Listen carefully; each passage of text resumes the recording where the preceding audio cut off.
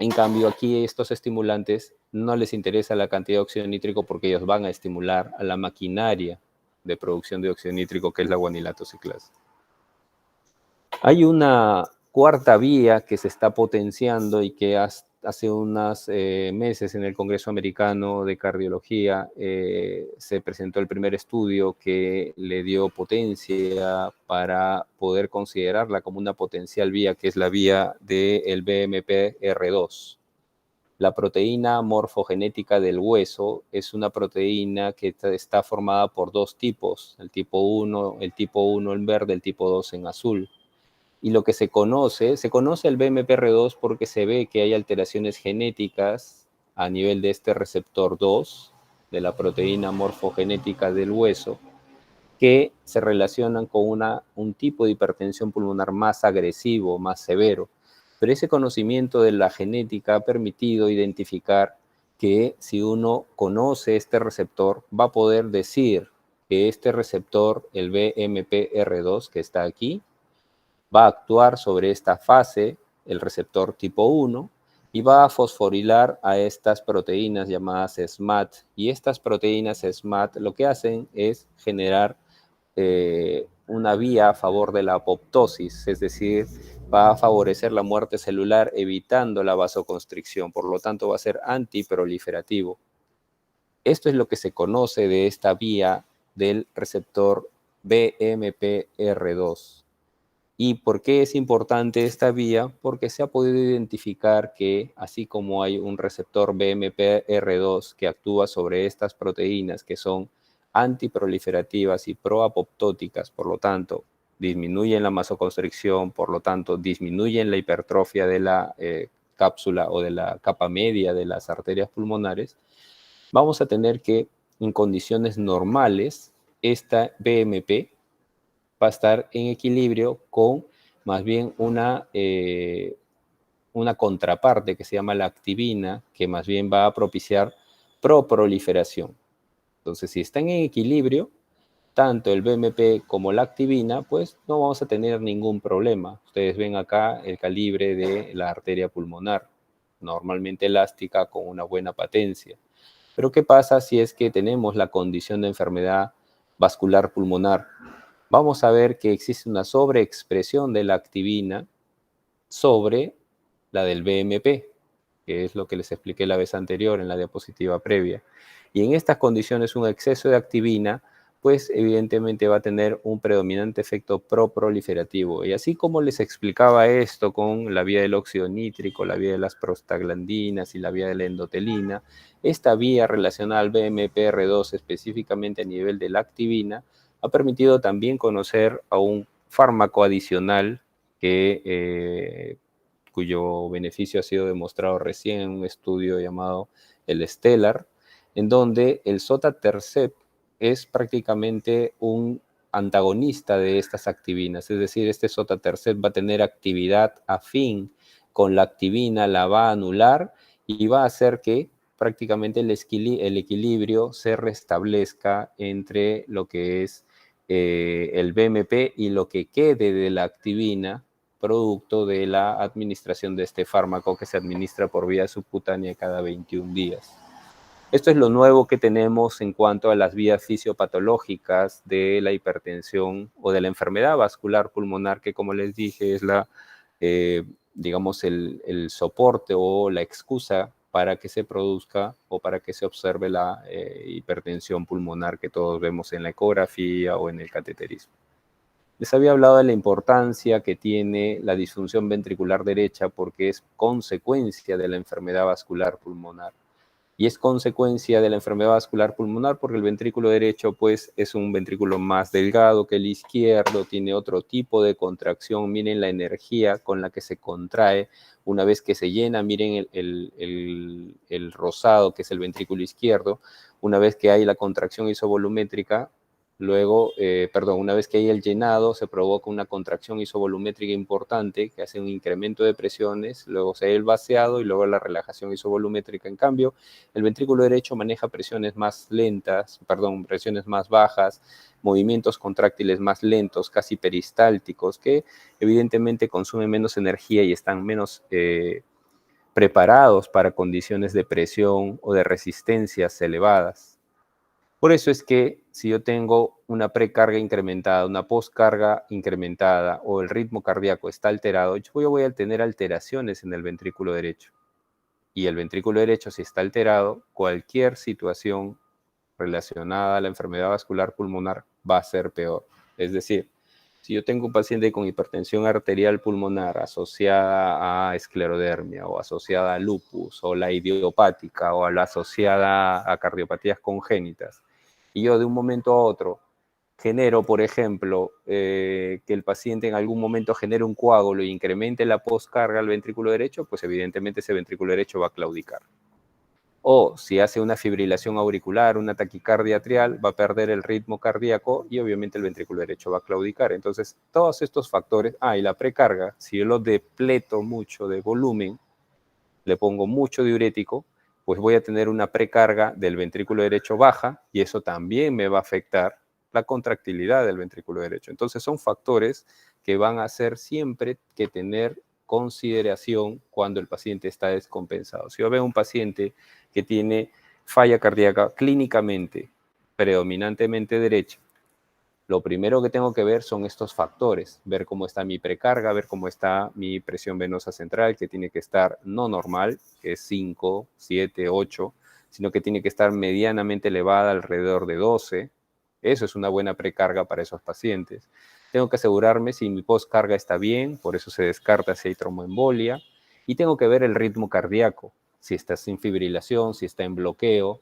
El marcapaso es lo más nocivo, si es un marcapaso unicameral, es lo más nocivo que puede existir para un ventrículo derecho disfuncionante y es lo mínimo que tengo que hacer al inicio cuando veo un paciente que tiene una falla cardíaca predominantemente derecha que está descompensado. Y esto es lo que se ve aquí. Miren cómo soporta el ventrículo izquierdo el incremento de las presiones de 100 a 140 y acá tienen el stroke volume, que es el volumen latido, que es el predictor del gasto cardíaco. Si esto lo multiplican por la frecuencia cardíaca, tienen volumen latido por frecuencia cardíaca, gasto cardíaco. En otras palabras, si aumento la presión o la poscarga del ventrículo izquierdo, el gasto cardíaco cae, pero no significativamente, mientras que si yo incremento la presión pulmonar o la presión a la que se expone el ventrículo derecho, miren cómo cae tremendamente el gasto cardíaco, a diferencia de lo que es el izquierdo. Eso es producto de todo lo que les he mencionado, de la estructura, del tipo de miocina que tiene el ventrículo derecho a diferencia del izquierdo. Y de la misma manera, el ventrículo izquierdo, si yo aumento la precarga, aumento la presión del atrio derecho, voy a tener un incremento por Frank Starling del gasto cardíaco del lado izquierdo, pero no así del lado derecho. Entonces es donde también tengo que tener un equilibrio. Por eso les digo, entre 10 y 12 va a ser lo ideal, porque luego de eso ya llega a un punto máximo y el stroke volume cae del ventrículo derecho. Lo otro que importa cuando hablamos del ventrículo derecho es cómo se diferencia la circulación coronaria. Como ustedes saben, la irrigación del ventrículo izquierdo, principalmente la arteria coronaria izquierda, se da principalmente en diástole, mientras que la coronaria derecha se da tanto en sístole como en diástole, y esto es lo que se ve aquí. Por ejemplo, aquí tienen la descendente anterior, acá tienen el flujo intracoronario. Cuando está en sístole, el flujo intracoronario pues prácticamente es mínimo, mientras que cuando está en diástole se incrementa el flujo intracoronario.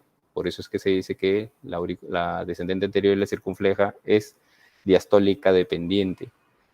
¿Qué pasa con la coronaria derecha? La coronaria derecha tiene un flujo sistólico y diastólico prácticamente en equilibrio, ¿no? Como ustedes pueden ver, como les dije, la circulación es casi peristáltica en la contracción del ventrículo derecho. Por eso es que su flujo también es prácticamente homogéneo, independiente de que esté en sístole o en diástole. La situación es que esto es cuando las presiones están normales, cuando no hay una hipertensión pulmonar, cuando no hay una resistencia pulmonar incrementada.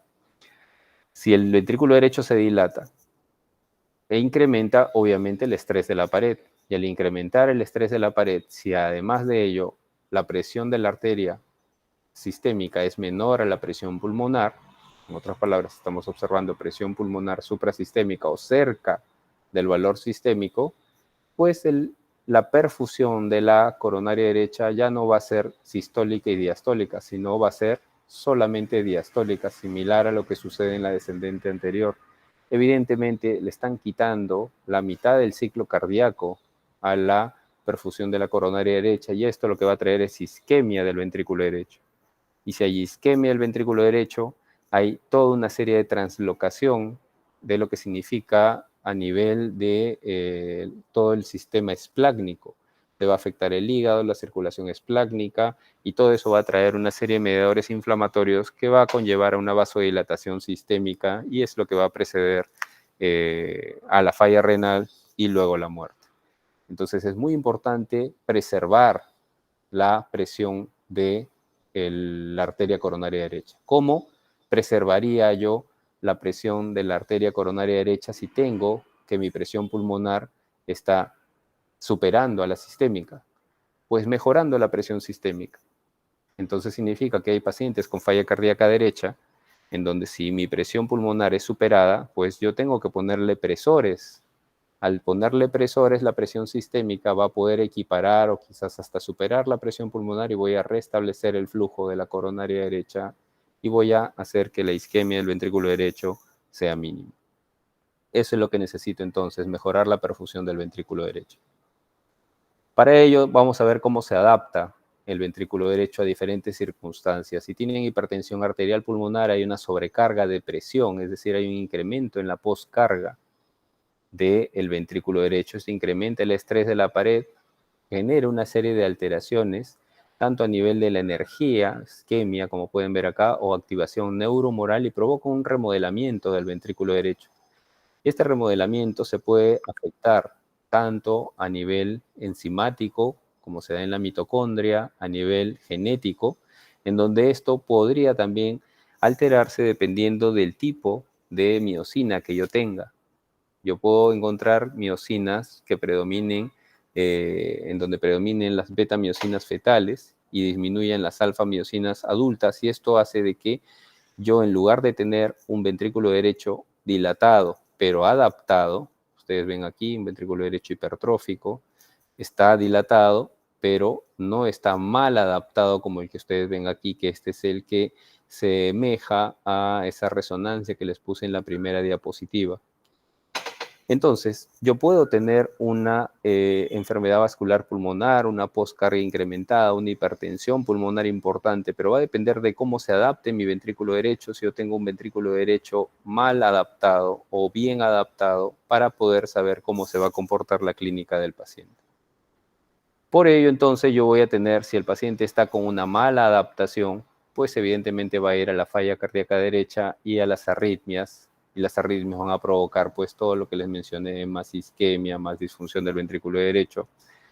Y por ello, siempre es importante ver dentro de la hipertensión arterial pulmonar la causa más frecuente que tenemos nosotros, que son cardiopatías congénitas. La cardiopatía congénita es un problema de salud pública y por lo tanto es un problema que predomina acá dentro de los pacientes que tienen en general hipertensión arterial pulmonar. Si queremos comparar con la hipertensión arterial pulmonar idiopática, por ejemplo, esta que no tiene un shunt, vemos como el ventrículo derecho que está aquí tiene una pobre masa y un gran volumen. Por eso es que hay una relación baja entre la masa y el volumen. Hay un bajo ratio entre la masa y el volumen del ventrículo derecho. Hay una hipertrofia excéntrica. Pobre volumen, ustedes ven un ventrículo derecho dilatado, pero pobre masa, ventrículo derecho adelgazado, pero un amplio volumen. Y esto conlleva a insuficiencia cardíaca derecha. Mientras que en los pacientes con cardiopatías congénitas puede haber una mejor adaptación, es decir, el ventrículo está menos mal adaptado.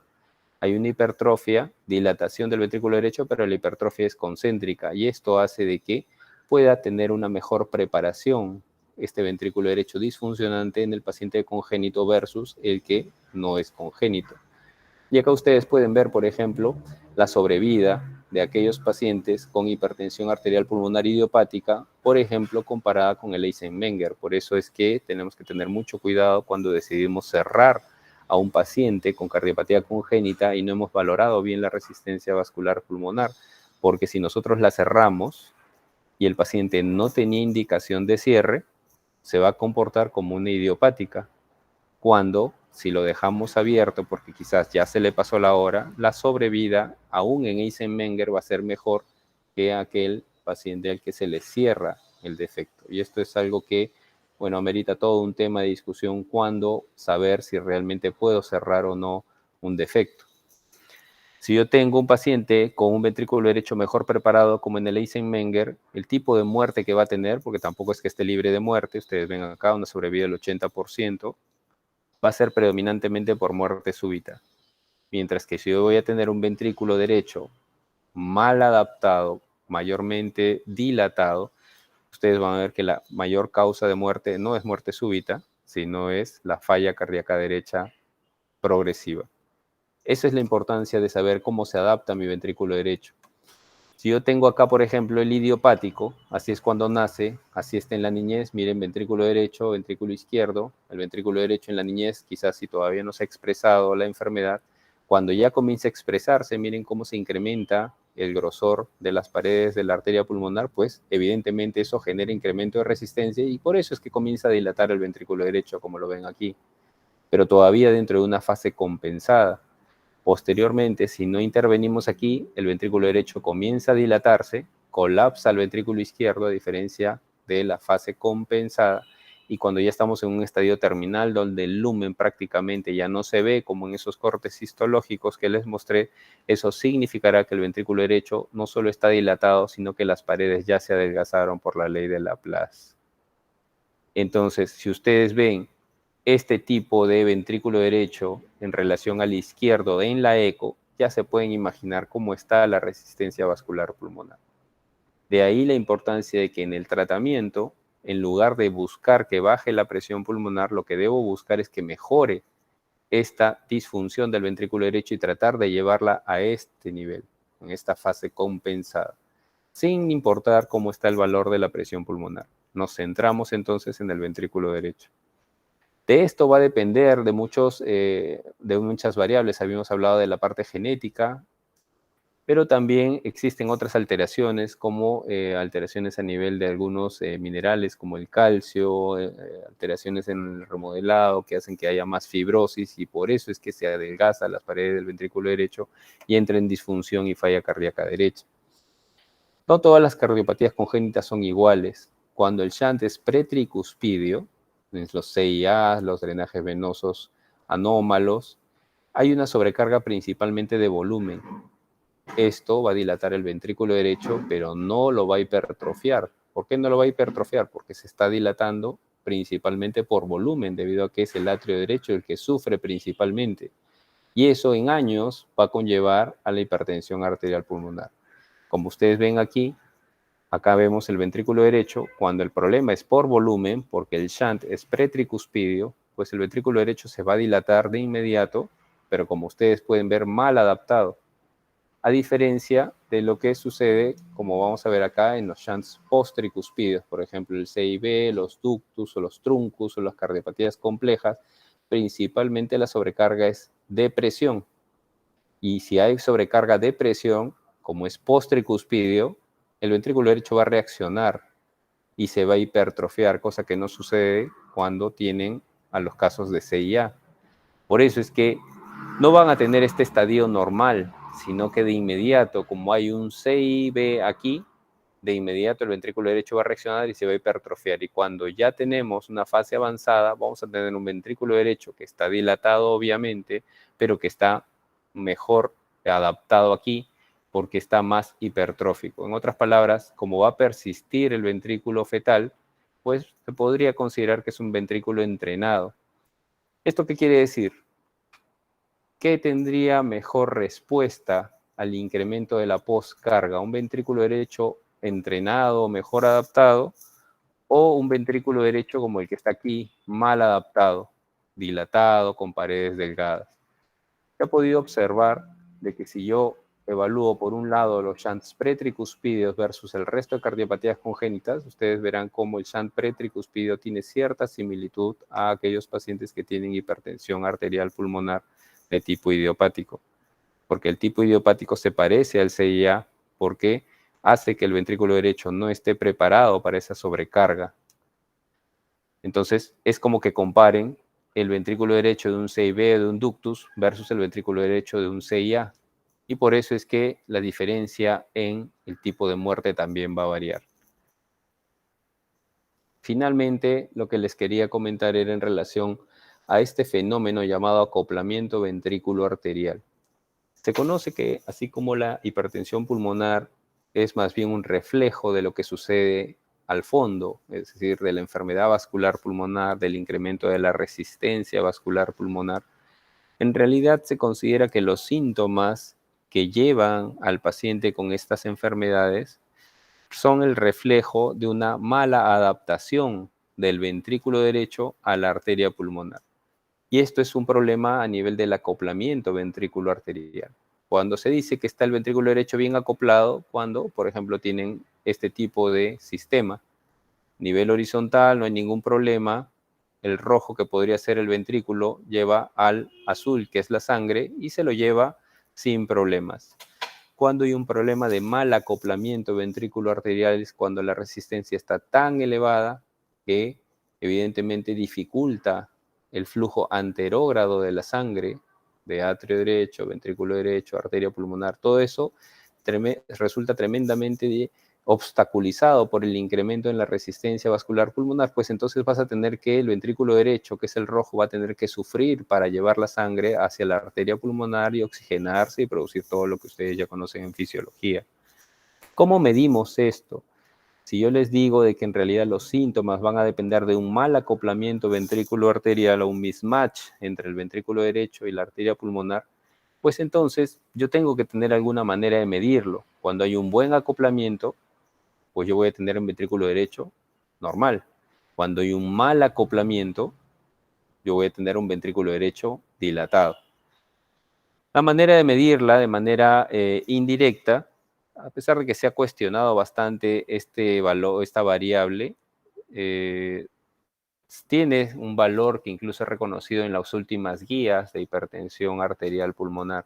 Si yo mido adecuadamente mi TAPSE y lo relaciono con la presión sistólica de la arteria pulmonar y hago el cociente y sale menos de 0.3, eso significa que el acoplamiento ventrículo arterial está alterado. Si yo tengo un TAPSE de 15 y mi presión de arteria pulmonar, la sistólica, medida por eco, está en 50, evidentemente mi relación es menos de 0.3 y eso me dice que el ventrículo derecho está mal adaptado, mal adaptado. ¿Y esto qué significa? Mortalidad. En hipertensión arterial pulmonar, si yo tengo una variable TAPSE, presión sistólica, o sea, un acoplamiento bajo, es el voy a tener menos sobrevida que aquellos que tengan más de 0.3. Y no solo en hipertensión arterial pulmonar, sino también en falla cardíaca izquierda. Recuerden la causa más frecuente de hipertensión pulmonar. De igual manera, cuando yo tengo en pacientes con insuficiencia cardíaca un acoplamiento más bajo, en este caso el punto de corte ya no es 0.3, sino 0.48, se van a morir más estos pacientes comparados con aquellos que tengan un TAPSE o una relación TAPSE-presión pulmonar mayor de 0.48. Entonces, vamos a resumir diciendo de que en realidad la hipertensión pulmonar no es una enfermedad, sino en realidad es un síndrome porque acumula o recopila una gran cantidad de patologías que vienen por detrás y es muy diferente a el causante en realidad o la madre del problema que es la enfermedad vascular pulmonar. Los principales mecanismos fisiopatológicos, ya les había mencionado, las resistencias pulmonares, tanto la que se genera por incremento de la presión venosa capilar, falla cardíaca izquierda, o la resistencia vascular pulmonar que se genere dentro del endotelio de la arteria pulmonar, ¿no? La hipertensión arterial pulmonar grupo 1 o la del grupo 4 en el caso de las tromboembolias pulmonares. El concepto de hipertensión pulmonar es más que todo para el diagnóstico, no tanto para el pronóstico, o porque en realidad lo que me va a ser útil para el pronóstico y el tratamiento va a ser el medir la resistencia vascular pulmonar. Esta enfermedad vascular pulmonar se mide a través de la resistencia vascular pulmonar. No tengo cateterismo, ok, no tienes cateterismo, mide la función del ventrículo derecho. Mide el TAPSE, mide la fracción de acortamiento del ventrículo derecho, mide el área de la aurícula derecha, porque eso es lo que nos va a indicar cómo está evolucionando el paciente. desde la función del ventrículo derecho. Hay un paciente con hipertensión arterial pulmonar que le pide una eco, no me interesa cómo está la presión de la arteria pulmonar. Lo que me interesa es cómo está el ventrículo derecho, porque eso me va a reflejar la resistencia vascular pulmonar y eso me va a reflejar cómo está el grado de enfermedad vascular pulmonar. Por ello es que el ventrículo derecho es el que realmente predice los eventos. Recuerden que hay diferentes tipos de adaptación, una mala adaptación al ventrículo derecho, que es la que tiene el peor pronóstico, y que eso va a depender o va a tener relación con los tipos de muerte. Muerte súbita, acuérdense, con aquellos ventrículos derechos no tan mal adaptados, hipertróficos, versus insuficiencia cardíaca derecha, que va a ser principalmente la causa de muerte en aquellos ventrículos derechos mal adaptados. Por lo tanto, cuando uno tiende a seguir a estos pacientes, las variables que van a medir van a ser justamente las fracciones de acortamiento, de eyección del ventrículo derecho, el TAPSE y sobre todo esta variable que refleja, como les dije, el acoplamiento ventrículo derecho a arteria pulmonar, o en resumen llamado acoplamiento ventrículo arterial del lado derecho. Listo, ¿alguna pregunta que tengan?